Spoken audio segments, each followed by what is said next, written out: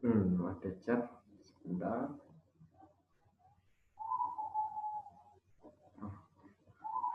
Namanya untuk minta diganti ya.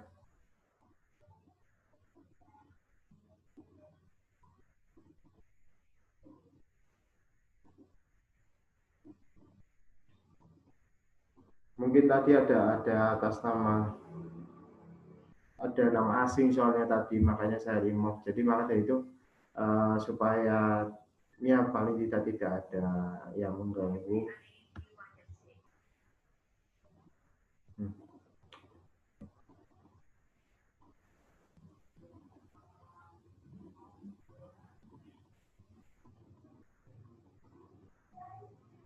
Entah, ini ada.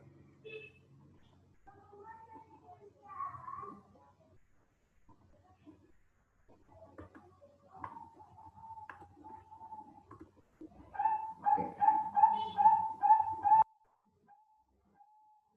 Baik, saya menunggu Kepi nyaman, semoga sih bisa.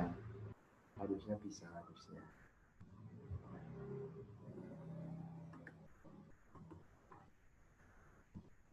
Baik, ini topik yang akan kita pelajari bersama pada pagi hari ini, yaitu kita akan melihat bagaimana politik luar negeri di Indonesia dalam menjalin hubungan internasional itu sendiri.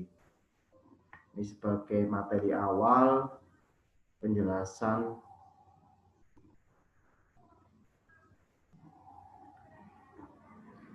Nah, ini ada tata, ada.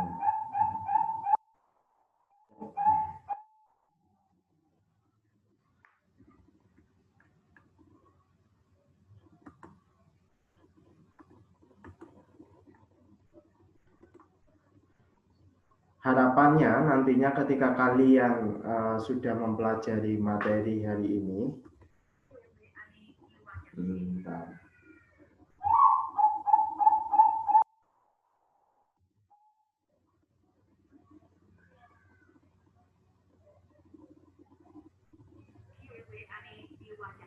Sebentar. Ada permasalahan.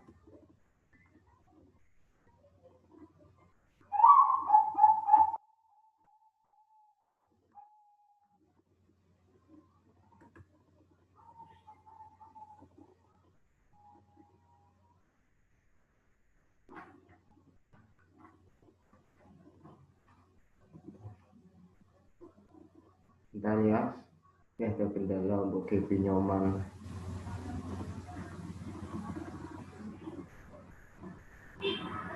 Nah, ini dia. Halo Gap, sudah bisa bergabung? Belum. GB. Harusnya sudah. Sudah Gap? Bisa?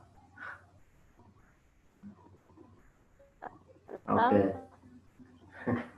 Ya. Harapannya tadi ya. Setelah kalian mempelajari materi kita hari ini, nantinya. Iya, setelah pakai HP baru bisa. Iya, tadi mungkin namanya masih asing jadi saya remove. Ya. Oke. Tujuannya nanti diharapkan kalian bisa mensyukuri bagaimana peran Indonesia dalam mewujudkan perdamaian dunia sebagai anugerah Tuhan Yang Maha Esa. Terus nanti kalian juga bisa bersikap toleran dan cinta damai sebagai refleksi menganalisis dinamika peran Indonesia sesuai dengan Undang-Undang Dasar Republik Indonesia. Dan terakhir nantinya kalian akan diminta untuk mendemonstrasikan hasil analisis tentang peran Indonesia dalam perdamaian dunia. Ini tujuan pembelajaran yang ingin kita capai bersama. Baik, terkait dengan politik luar negeri Indonesia dalam menjalin hubungan internasional, kita juga harus ketahui bersama apa sih makna dari hubungan internasional itu sendiri. Makna dari hubungan internasional itu adalah hubungan yang bersifat global, artinya menyeluruh ke seluruh dunia, yang nantinya di sini meliputi semua hubungan yang terjadi dengan melampaui batas-batas ketatanegaraan. Ya. Jadi di sini setiap negara di dunia bisa saling melakukan suatu hubungan yang intinya ingin mencapai tujuan atau kepentingan nasional dari masing-masing negara tersebut yang melakukan sebuah hubungan. Nah, ada pertanyaan pengantar sebagai kaitannya dengan hubungan internasional itu sendiri. Mungkin coba saya tanyakan ke Jason. Jason, adakah di situ Jason? Jason Kurniawan. Ya, Pak. Nah, Iya, oke. Pak. Menurut kamu, faktor apa sih yang menyebabkan negara itu melakukan hubungan internasional? Kenapa hubungan internasional itu begitu penting, khususnya untuk Indonesia? Karena Indonesia pasti ada yang kurang dari negaranya. Iya, yang kurang Jadi apa? butuh bantuan. Yang Apa kurang, ya, misalnya utang. Duit. kalau utang, semua negara juga punya utang kayaknya.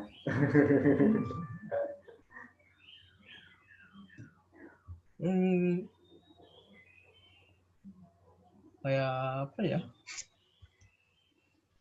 Apa? Yang lebih spesifik mungkin, Zon. Apa kira-kira kenapa sih hubungan internasional itu penting untuk suatu negara ya melakukan hubungan internasional?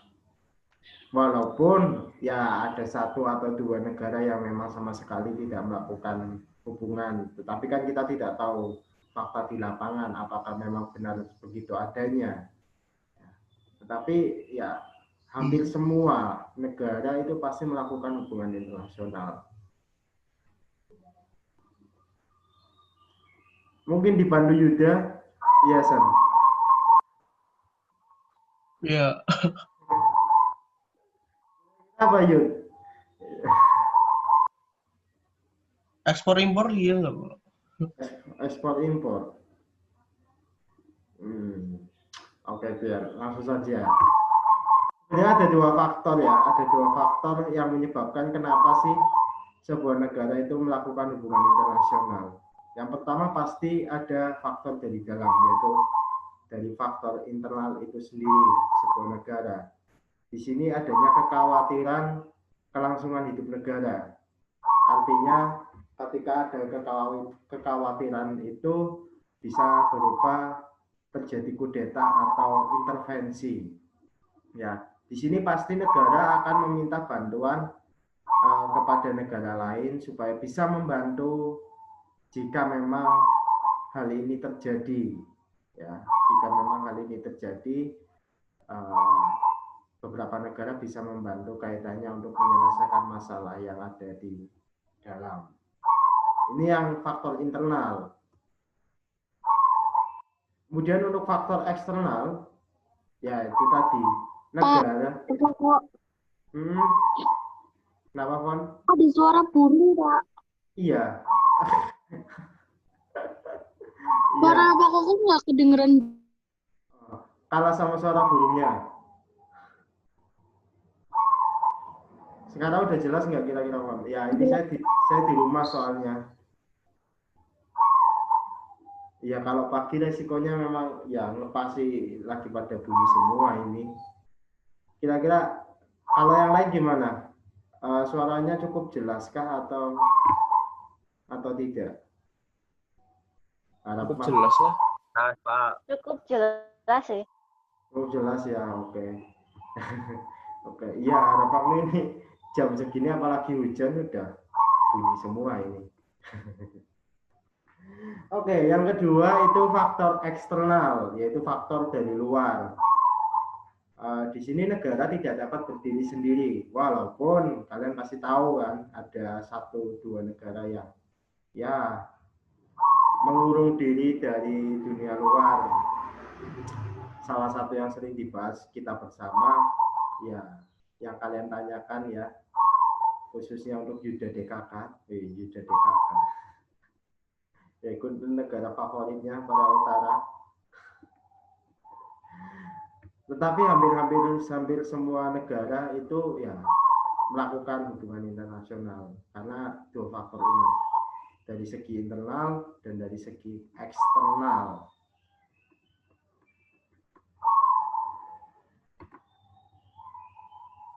Nah, sekarang kita akan melihat kebijakan politik luar negeri yang dilakukan oleh Indonesia. Indonesia itu sendiri menganut politik luar negeri bebas aktif. Oke, Jess. Indonesia itu sendiri menganut kebijakan politik luar negeri bebas aktif. Artinya apa?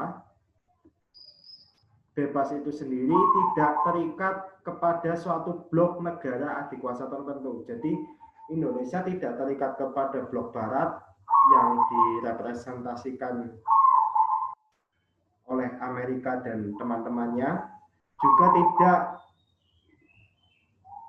terikat kepada blok timur yang direpresentasikan oleh Rusia. Ya. Jadi di sini Indonesia bebas melakukan kebijakan politiknya, yang terpenting selalu mengutamakan kepentingan nasionalnya, ya. Adanya kepentingan nasional yang bisa dicapai dari suatu hubungan yang dilakukan itu. Kemudian aktif, artinya aktif di sini adalah aktif dalam mengembangkan kerjasama internasional dengan negara.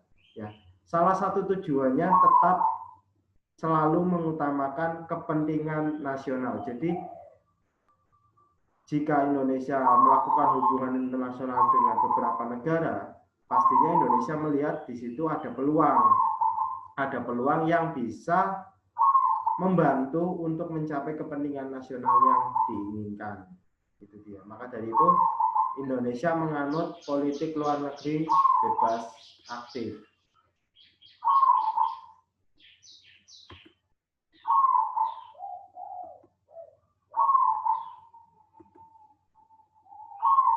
Nah, ini pertanyaan selanjutnya mungkin untuk yang perempuan nih, untuk siapa ya? Saya tanyakan ke Tiffany. Tiff? Bisa? Iya, Pak. Oke. Pertanyaannya seperti yang saya tampilkan di PowerPoint. Mengapa sih Indonesia memilih politik luar negeri bebas aktif? Terus kemudian apa landasannya? Kalau menurut kamu secara pribadi?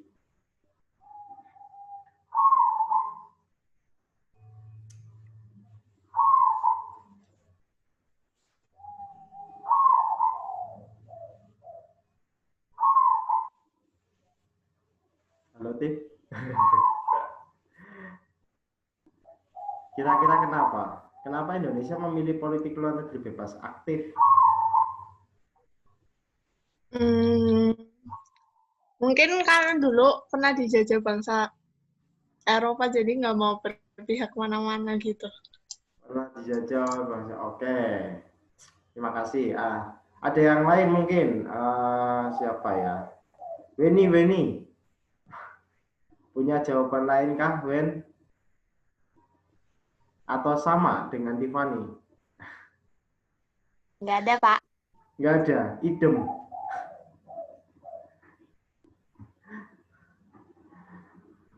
Hosana mungkin, Hos.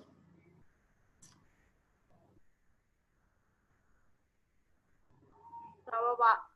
Ya, sama pertanyaannya. Apakah punya jawaban lain dari pertanyaan yang ada? Sama, Pak. Sama. Sama, Pak. Oke. Mungkin yang lain, apakah ada punya jawaban yang lainnya? Kenapa Indonesia memilih politik luar negeri bebas aktif? Karena Indonesia masuk dalam GNB. GNB. Indonesia juga masuk ke KAA, KTT. Ya, GNB masuk akal, gerakan non-blok ya pasti. Ya itu jelas ya tadi. Sebenarnya jawabannya juga sudah bisa dijawab oleh kalian pada penjelasan sebelumnya. Dari pengertian bebas dan aktif itu sendiri. Tetapi yang lebih menguatkan kenapa Indonesia memilih politik luar negeri bebas aktif ini bisa dilihat dari landasan yang digunakan.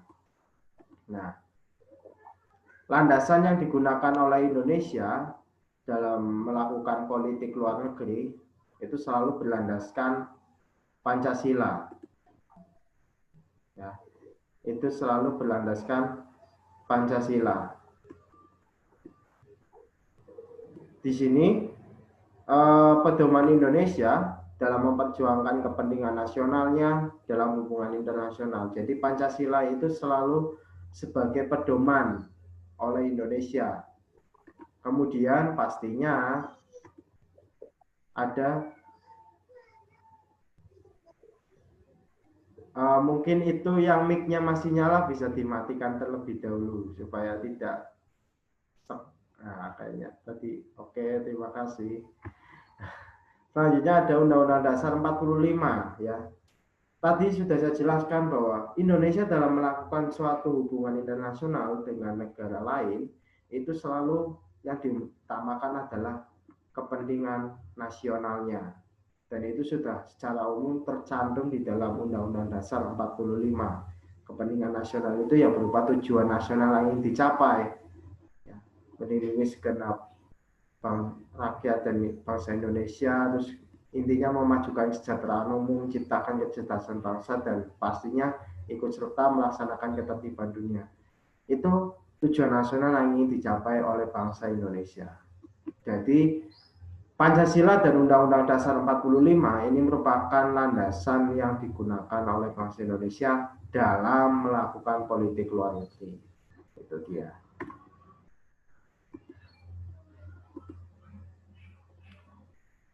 Nah, Polugri ya, ini saya singkat ya. Politik luar negeri Indonesia dalam menjalin hubungan internasional.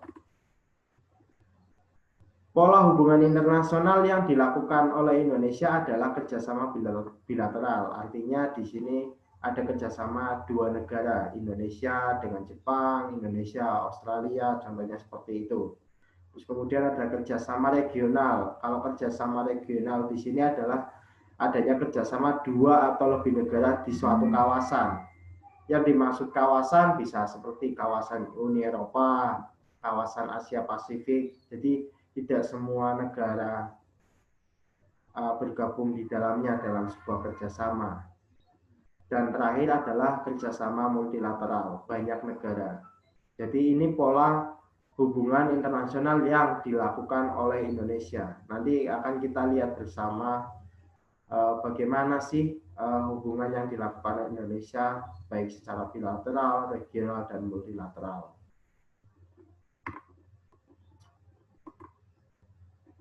Nah, terkait dengan hal itu, saya berikan contoh beberapa politik luar negeri Indonesia.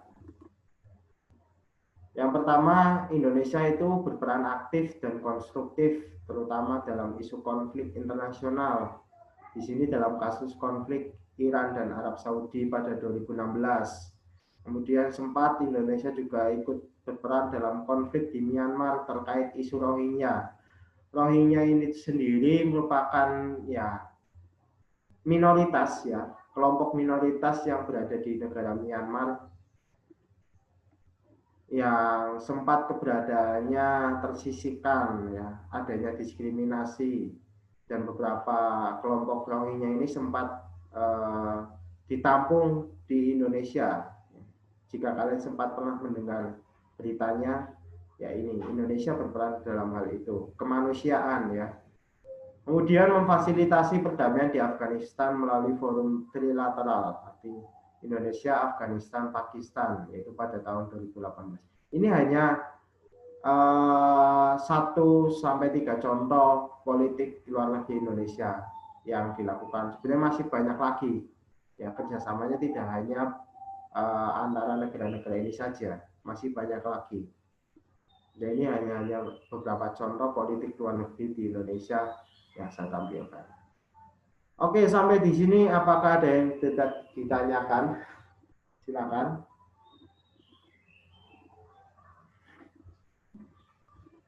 Saya beri waktu dan kesempatannya. Jika ada hal yang ingin ditanyakan.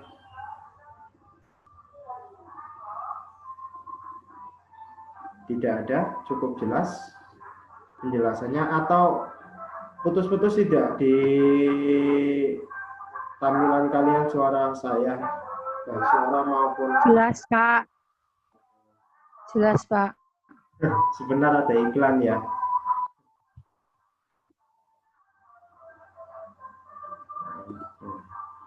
Ini bukan Indonesia.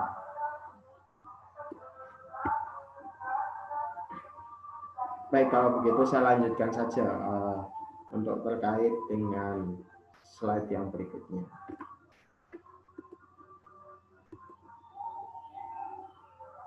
Nah, dalam melakukan hubungan internasional untuk mencapai kepentingan nasional yang ingin diwujudkan, ternyata pastinya selalu ada kendala ya. Kendalanya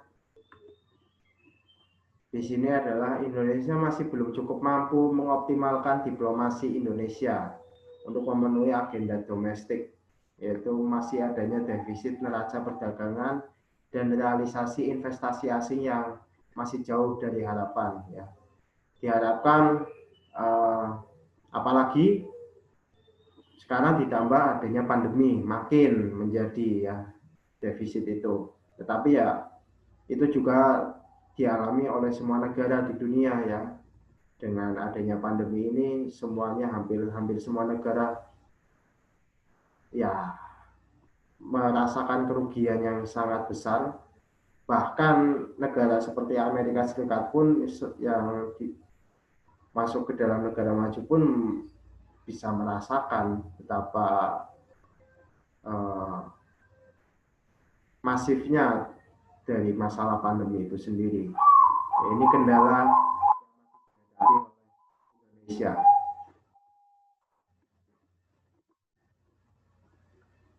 Nah, kemudian kita akan melihat perjanjian internasional yang dilakukan oleh Indonesia. Perjanjian internasional itu sendiri adalah suatu ikatan hukum yang terjadi berdasarkan kata sepakat antara negara-negara sebagai anggota organisasi bangsa-bangsa dengan tujuan melaksanakan hukum tertentu yang mempunyai akibat hukum tertentu pula. Contoh, salah satu contoh perjanjian internasional yang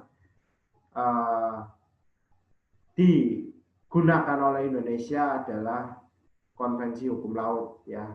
Konvensi Hukum Laut ini diratifikasi, artinya hasil perjanjian dari Konvensi Hukum Laut seperti laut teritorial sejauh 12 mil, zona ekonomi eksklusif, dan landas kontinen itu diratifikasi. Artinya diratifikasi adalah perjanjian ini disahkan sebagai undang-undang di Indonesia ya. Nah, ini salah satu contoh dari perjanjian internasional yang dilakukan oleh Indonesia.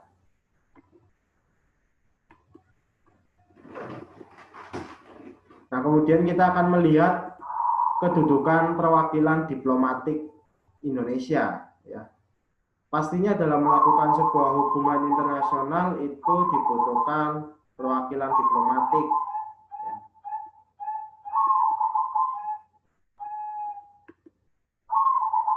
Ada 4 unsur hubungan diplomatik, yaitu sebagai berikut. Yang pertama, demi menjalin hubungan antar bangsa.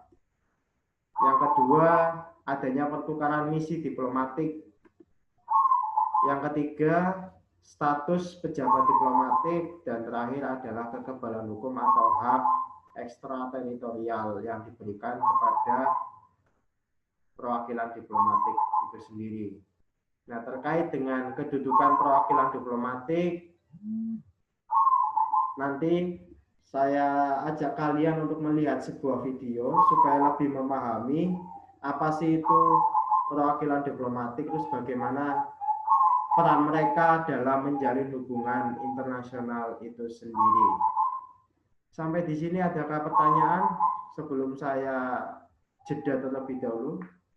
Adakah yang ingin ditanyakan? Silakan. Ini yang belum ada siapa ya, saya lihat ya. Kalau Jojo tadi sudah izin ke saya. Surya kayaknya belum ada nih, Surya.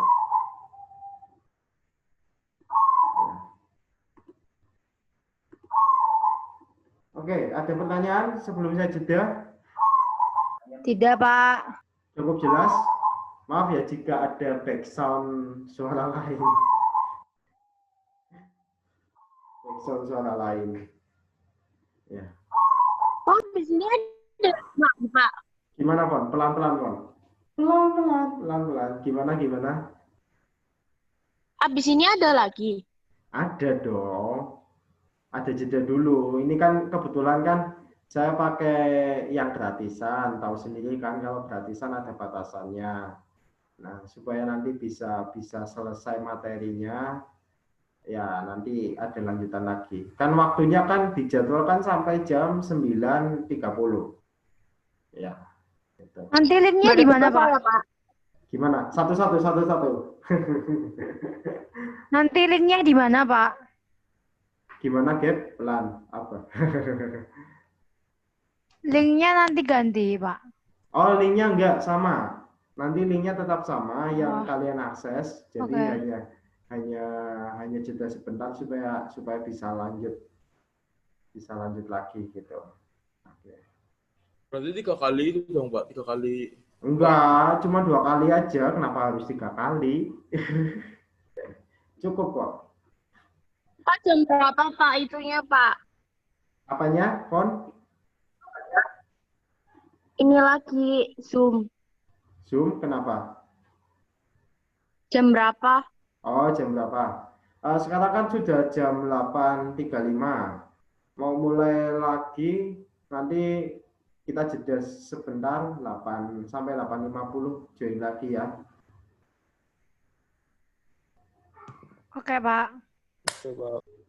Oke. Oke. Nanti untuk yang 8.50, nanti ketika kalian sudah join, nanti langsung saya ajak kalian untuk melihat sebuah video tadi melanjutkan terkait dengan tadi apa sih itu diplomatik, terus bagaimana peran mereka bekerja.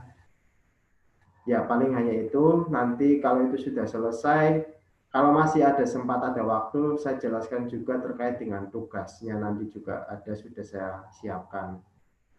Oke, itu saja. Cukup jelas semuanya? Iya, Pak. Jelas, Pak. Baik, kalau cukup jelas, kalian boleh meninggalkan Zoom meeting ini terlebih dahulu. Nanti 8.50 kita mulai lagi dengan link yang sama, ya, link yang sama. Oke.